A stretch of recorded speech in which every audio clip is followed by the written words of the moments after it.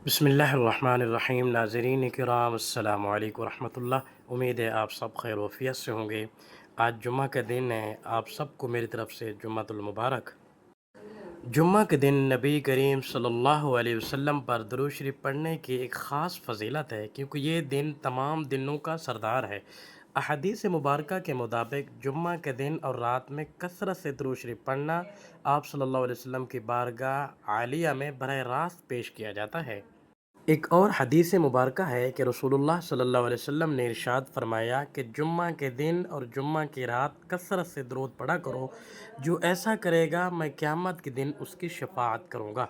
जो आप अपनी स्क्रीन पे दुरूद शरीफ देख रहे हैं, ये असर के बाद नमाज पढ़ के अपनी जगह पे बैठे रहने, उसी जगह बैठे बैठे ये 80 मरतबा इस दुरूद शरीफ पढ़ेगा जो आपको नज़र आ रहा है। तो आप सल्लल्लाहु अलैहि वसल्लम ने फरमाया उसके 80 साल के गुनाह माफ़ कर दिए जाते हैं और 80 साल की इबादत का सवाब उसके खाते में लिखा जाता है।